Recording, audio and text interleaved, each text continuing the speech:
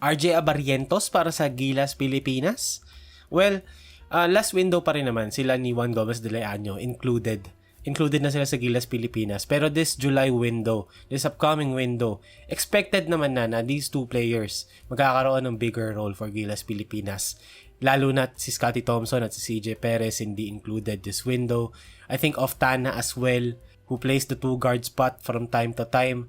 Siguro si Nusa maglalaro ng mas maraming minutes kasi siya yung veterano and yung defense niya and yung length is quite important. Pero 'di ba, it's nice na either RJ or Juan magkakaroon ng chance. And I see these two players naman kasi as kumbaga sana regular na sila. Kasi dati pinagtatalunan pa si RJ ba or si Juan ba or si RJ. Pero I've always had the sentiment na why not both? Magkaiba naman sila ng tipo ng players. And parehas naman sila ng timeline. Magkasama naman sila dati nung sa OQT or pandemic season. Why not both? Diba? Parehas naman sila magaling. Why not try it out? Dati naman may Jason tsaka Jamie na later dadaanan natin. Bakit ngayon, di ba? Hindi pwede. Dahil ba obsessed tayo ngayon sa height? Dahil gusto natin gayahin ng NBA? Who, by the way, ang champion? 6'2" point guard. If si Jalen Brunson siguro naka-Hinebra jersey, people would say na hindi pwede sa Gilas siya, masyadong maliit. Dapat pag 6'5", pag point guard, 6'5" kasi ganun sa NBA.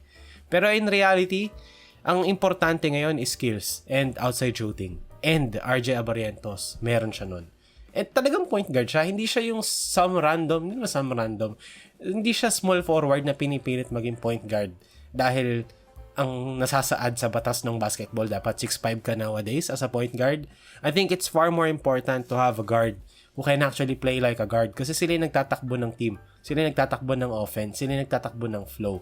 Yes, some of them, especially like RJ Abarrientos and even Juan Gomez de Leaño, pwede maging defensive liability. Pero, diba, it's nice to have an option din naman outside of them. Pero, them being part of Gilas team, to me, I'm very happy kasi these two players actually play the position well.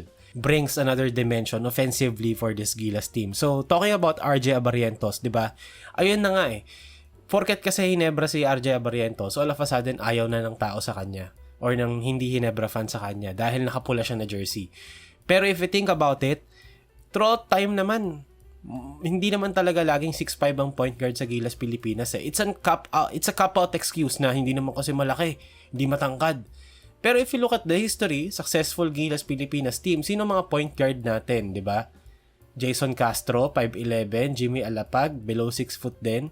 Mighty Mouse nga di ba? SJ Belangel, na paborito ng lahat, also below 6 foot. Even Juan Gomez de Leaño 6 flat. And again, I am not saying na hindi may disadvantage of having a smaller guard. Of course, meron. Pero to me kasi ngayon, in 2026, mas importante to actually play the position well. Diba, ang mga kalaban nga natin sa Japan, sino-sino din naman. Hindi rin naman ganun kalalaki. Mga around 6'2", 6'1" din yung mga yan. And going back to OQT nung pandemic, diba, magkasama si RJ tsaka si Juan Gomez doon. Nakita natin, RJ Abarrientos, naging parang flamethrower siya off the bench against 6'5" NBA player Milos Teodosic. Nahirapan tayong bantayan yun, pero kahit sino namang ilagay mo, mahihirapan As long as the offense is working, diba, the defense can adjust. And if hindi talaga kayang sumabay, we can put a Chris Newsome maybe, or a bigger defender, or a Dwight Ramos na lang sa point guard and play a bigger two guard, diba? Pwede namang mag-adjust, pero it's important to have someone who can actually play the position well in 2026. And even ng OQT against Serbia, pumalag naman si RJ guarded by a bigger guard. Napakita naman na kaya niya. Pero anyway, we will talk about some couple of factors of kung bakit sa tingin ko the addition of RJ Abarrientos, hindi naman sa addition, pero kumbaga RJ Abarrientos potentially having a bigger role for Gilas Pilipinas ngayon hanggang future is a good thing for Gilas Pilipinas kasi yung mga nabibigay niya is quite important, especially coming from that position. So dito sa second part ng video, pag-uusapan natin yung opportunities or yung value na nabibigay ng isang point guard or ng isang guardia, ng isang scoring guard na dribble pull-up threat like RJ Abarrientos. We're going to look at the defensive coverages na binibigay ng defense and kung ano yung mga opportunities na pwedeng ma-generate kapag isa kang threat like si RJ of the dribble. Kasi ibang usapan na kapag nire-respeto ng defense. So we're going to look at an action na usually tinatakbo ni Coach Tim Cone for RJ. So dito sa play na to, si RJ Abarientos itong nasa corner na to. And magsisimula ang bola na papasok sa high post to a guy like a Mike Phillips, a Troy Rosario sa Ginebra, or dito sa Gilas, maybe even a Junmar from time to time. So ngayon, this is a zoom action. May magsiset ng screen para kay RJ, lalapit si RJ sa bola, dribble, handoff. So mapapansin natin dito, yung defensive coverage. Titignan natin kung sino or kung sino-sino yung mga tatao. Mag-go under ba? Mag-go over? And then ang next read dito is yung big man ba? Nung nag-handoff, lalapit or magda-drop. So dito makikita natin, the defender or yung point of attack defender, yung tao mismo ni RJ went over the screen kasi shooter. Yun na yung kumbaga yung baseline natin. Kasi shooter, the defender will go over. Pero dito sa clip na to, nag-drop yung big man. So, ang open na makukuha dito is yung dribble pull-up na mid-range. Kasi tanggal ang 3-point line dahil dun sa defender na nag-go over. Unless mag-stop and pop si RJ sa isang tight space. Na kaya naman niya sa Ginebra pero I wouldn't necessarily expect it from him yet sa international level. I'm not saying na hindi niya kaya. I'm just saying na baka takot pa siyang gawin kasi sa Ginebra it took him one whole year bago siya magkaroon ng guts to take those shots consistently. So i-assume ko muna na ilalapit niya yung bola ng onte, dribble pull-up. So kung ikaw yung defense, this is a shot that you would willingly give a guy like RJ Abarientos. Kumbaga, kung ikaw yung defense for you, pwede na yan, okay na yan. I'd rather Gilas Pilipinas take those shots. Pero, again, if dribble pull-up threat nga, yung player like RJ, merong mga opportunities kung saan yung defense, ganito ang magiging itsura. Again, it's the same action, dribble handoff, the defender will go over again, pero yung big man, nagpakita na. 2 on the ball na to ngayon. So, ngayon, ang read mo as RJ Abarientos dito, yung tag, yung defender nung nasa corner, sinong pipiliin? Makikita natin dito, pinili niya yung role, therefore, open 3-pointer. And all because of someone, specifically RJ Abarientos, being able to shoot from the outside. The defense stretches way up there sa may 3-point line and causes the opponent's defenses to mag-distort and mas magkaroon ng advantage yung Gilas. Kasi once na makakuha ka na ng dalawang player sa isang player or 2 on the ball or 2 on someone, whether on or off the ball, advantage na yun kasi natitira is 3 versus 4. In this case, libre yung corner kasi priority is to protect the paint. Pero, if kabaliktaran nang nangyari, let's just say, okay, same action, zoom action, dribble handoff, again, 2 on the ball, pero this time, pinili nung nasa corner yung tao niya. Ngayon, since yung big man, yung tao ng roller, nagpakita kay RJ because of RJ's gravity, meron ka ngayon pasa sa rollman. And yun nang nangyayari kapag shooter sa labas and most importantly of the dribble threat. Mas mabilis yung mga pwedeng mangyari. Yung mas mabilis yung pwedeng pagpukol ng tira, di ba? So defenses would adjust.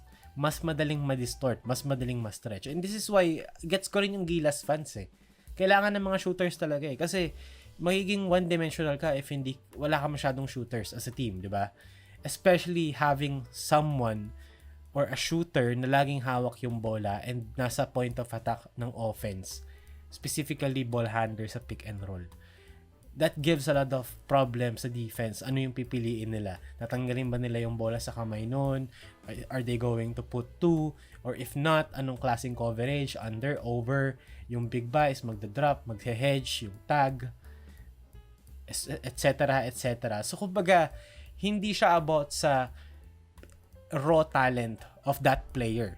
In this case, RJ Abarientos. It's about making the defense think. Kumbaga, making the defense second guess their actions. And yung ganong klaseng paraan ba, as a team, makakahanap ka ng ways na pwede mong pukpukin kung saan mahina yung kalaban. Unlike kapag kulang yung shooter, especially kapag walang dribble pull-up threat, mas mahirap humanap ng weaknesses sa defense ng kalaban kasi one-dimensional ka rin naman umatake. At sa pangatlong portion ng video na to, pag-uusapan natin yung performance si RJ Abarientos, yung mga na-improve niya at kung saan siya magaling at kung paano siya nanalo ng Best Player of the Conference sa PBA. Ngayong conference, RJ Abarientos shot 43.2% from 3 on very high volume, which is insane. 'Di ba? Sa dami ng 3-pointers na ina-attempt niya, ang dami rin doon na off the dribble. And knowing na ang Pilipinas, hindi naman tayo 3-point shooting country, and if meron mang shooters dito, 'di ba, kadalasan mga catch and shoot snipers. So RJ Abarientos as a guard na nasa kanya ang bola madalas and being able to pull up from basically anywhere, ang laking bagay nun for Ginebra and his gravity to make their offense much easier. Let's go over some plays.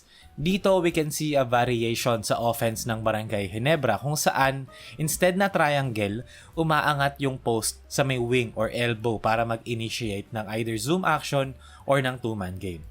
Dito specifically, nag-clear si Maya ng isang side. So, naging empty side two-man game ngayon between RJ and Troy Rosario. So, sa entry pass to Troy, RJ faked setting a screen for Ralph Koo, sabay daan sa handoff. The defender went under, so ano pa bang gagawin ni RJ kundi mag-pull up for 3. Next play, same play, pero this time reversed roles. Defender went over the screen naman, so si RJ stopped and pulled up. Kung mapapansin nyo, mas hip-to-hip sila ni Troy ngayon kesa sa last clip kasi the defender went over. So if merong gap kasi between RJ's hip and Troy's hip, mas may space ngayon na makabawi at makabalik yung defender. Pero if talagang dikit sila and magsa-stop agad si RJ, kung yung defender ipipilit niya yung sarili niya, magiging foul pa yon. And dahil dito hindi, wide open to for RJ. Dito naman, instead of a handoff, it was a ball screen naman. Like the previous play, the defender went over ulit. Tapos pinakiramdaman ni RJ, nagbuo siya ng momentum sabay snatchback. Next play is a mix of both situations. Handoff, pero walang nag-develop. So, nag-flow siya into a high ball screen. The defender went over ulit. Then si BGR naman naka-drop, sabay switch. So, dahil naka-probe si RJ, nakita niya when the switch happened and immediately went up with the shot. Pangalawang point natin ay ang kanyang playmaking and shot creation off the dribble. Kasi previously, pinag-usapan natin yung ability niya to pull up from the 3. Pero paano kung wala at tinatanggal ng coverage ng kalaban, di ba? Ito yung next phase. Dito ay sa high ball screen with Japet. Makikita natin na aggressive yung point of attack defense dito. So, anong ginawa ni RJ? He lured his defender into the screen sabay gamit ng katawan to seal the defender off. Ngayon, straight line drive 2 versus 1. Fake pass papunta sa corner. Nawala yung defense, floater. Another high ball screen with Japet. Dito naman nag-late switch ang Rain or Shine kasi naiwan si Nokum after going over. So dito naman, since walang linya para mag-drive, nag-pull up si RJ para sa midi. Dito naman mag-hedge ang Rain or Shine sa coverage nila. Pero tignan nyo kung paano nag-probe si RJ. He turned the corner, gumamit siya ng extra dribble para antayin si Johnson na bumalik. Pagbalik ni Johnson, sabay drive, and then hinanap ni RJ yung tamang linya all the way to the basket. It's about patience and reading the defense. Punta naman tayo sa point number 3, the defensive end. Ito yung naging biggest question for RJ dahil nga sa naging matchup nila ni Castro nung rookie year niya. Maraming ang kumwestiyon, di ba? Pero generally, I think kasi mas importante sa mga players kagaya ni RJ na lumaban at hindi maging doormat. Kasi marami namang small players na talagang minamatchup hunt ng kalaban or yung mga payat at marami rin namang mga players na hindi lang talaga sila built para maging defensive stoppers. For RJ, dahil offensively, grabe yung production niya, kumbaga na-earn niya na sa defensive end yung right para yung coaching staff mag-drawing ng mga coverages kung saan matatago si RJ. And ginagawa yun ng Ginebra through their show and recover coverages or hedge and recover coverages sa pick and roll. Yung mga pill switching din nila, ginagawa nila. And in general kasi, having help defense ready, just in case nasa isolation si RJ, medyo magka-advantage yung binabantayan niya, may ready lagi na help defense. Pero in general, nag-improve kasi yung toughness ni RJ as a defender. And kahit na tinatago siya, makikita mo na tinatry niya talaga. And yun pa lang kasi, malaking bagay na yon para hindi ka laging targetin ng defense. Kasi if makakuha ka man ng defensive stop, baka next play hindi na nila gawin. And for RJ, grabe yung improvement niya sa department na yon. So lahat ng yan, nakadepende pa rin yan kung magpe-perform talaga si RJ. Kailangan pa rin talagang mag-translate. Kasi in theory, yes, it works. The height doesn't matter. Yes, undersized. Pero to me kasi, pinaka-importante rito is yung skill set. And Confident ako sa skill set niya. Pero of course, again, kailangan pa rin talaga niya mag-perform. Kailangan pa rin niya munang patunayan na matatranslate niya. And it will take time. Kailangan lang natin maging patient. We can't expect na agad-agad, 'di ba? Pero things are looking good naman.